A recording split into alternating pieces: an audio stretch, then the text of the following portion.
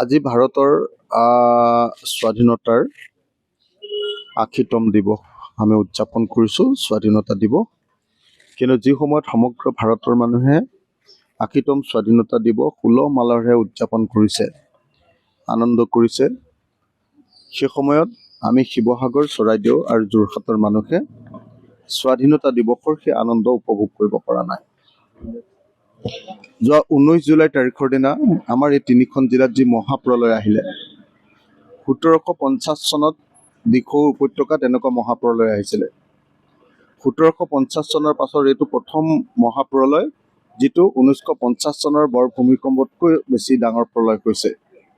ইমান ডাঙৰ প্ৰলয় হোৱাৰ পাছতো এতিয়ালৈকে কেন্দ্ৰীয় চৰকাৰৰ পৰা আমাৰ প্ৰতি কোনো ধৰণৰ সঁহাৰি নাহিল, না প্ৰধানমন্ত্ৰী আহিল, না গৃহমন্ত্ৰী আহিল।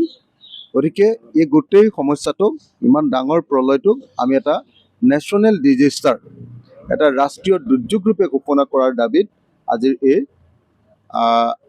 অনশনৰ কাৰ্যসূচী, দিনজোৰা অনশনৰ কাৰ্যসূচী গ্ৰহণ কৰিছোঁ।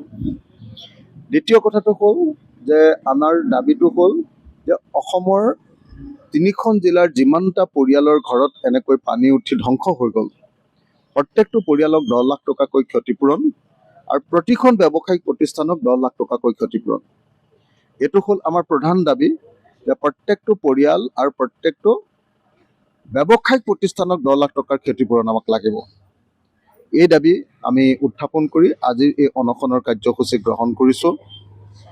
আমাৰ তৃতীয় কিন্তু গুৰুত্বপূৰ্ণ দাবীটো হ'ল এই ঘটনাৰ তদন্ত হ'ব লাগে। কিয় এই ঘটনা ঘটিবলৈ পালে তাক আমাক CBI তদন্ত লাগে। সকলো কথাতে চৰকাৰে CBI কৰি থাকে, কিন্তু লাখ লাখ মানুহৰ যেতিয়া ক্ষতি ধ্বংস হৈ গ'ল, তেতিয়া তেওঁলোকে কিয় CBI তদন্ত ঘোষণা নকৰে? অসমৰ মুখ্যমন্ত্ৰীয়ে কৈছিলে যে এইটো এটা ক্লাউড বাৰ্ষ্টৰ ঘটনা, ডাৱৰ বিস্ফোৰণৰ ঘটনা। কিন্তু ক্লাউড বাৰ্ষ্ট তাক কয় যেতিয়া 1 ঘণ্টাত 100 মিলিমিটাৰ বৰষুণ হয়। সেইদিনা নাগালেণ্ডত বৰষুণ হৈছিলে, তেওঁ কৈছিলে যে নাগালেণ্ডত ক্লাউড বাৰ্ষ্ট হৈছে। সেইদিনা নাগালেণ্ডত বৰষুণ হৈছিলে 24 ঘণ্টাত 137 মিলিমিটাৰ, অৰ্থাৎ ক্লাউড বাৰ্ষ্ট নহয়, সাধাৰণ বৰষুণ। আৰু ইতিহাসত তাতকৈ বহুত বেছি ডাঙৰ ডাঙৰ বৰষুণ নাগালেণ্ডত হৈ আছে, কিন্তু এনেকুৱা ধৰণৰ দুৰ্যোগ হোৱা নাছিল। এই দুৰ্যোগ এইকাৰণেই হ'বলৈ পালে যে আমাৰ কিছুমান চৰকাৰী পক্ষৰ বিজেপিৰ মন্ত্ৰী, বিধায়ক আৰু নেতাই চিণ্ডিকেট কৰি নাগালেণ্ড পাহাৰত ব্যাপক ৰূপত কয়লাৰ খনন সংঘটিত কৰিছে, অসমত ব্যাপক ৰূপত শিল মাইনিং কৰিছে আৰু বালি খনন কৰি আমাৰ গোটেই দিখৌ উপত্যকাটো ধ্বংস কৰি পেলাইছে। যাৰ ফলস্বৰূপে এনেকুৱা দুৰ্যোগ আহিলে তাৰ ওপৰত আমাৰ CBI তদন্ত লাগে। তৃতীয় কিন্তু এটা অত্যন্ত গুৰুত্বপূৰ্ণ আমাৰ দাবী হ'ল যে আমাৰ গোটেই ৰাজ্যখনৰ যিমান ইনফ্ৰাষ্ট্ৰাকচাৰ, আন্তঃগাঁথনি ভাগি গ'ল। আন্তঃগাঁথনি মানে আমাৰ ৰাস্তা পদূলি ভাগি গ'ল, দলং ভাগি গ'ল। মোৰ সমষ্টিৰ কমেও 60% ৰাস্তা ভাগি শেষ হৈ গ'ল, 60% ৰাস্তা ভাগি শেষ হৈ গ'ল। নাই আৰু ৰাস্তা পদূলিৰ অৱস্থা বেয়া, দলং ভাগিছে।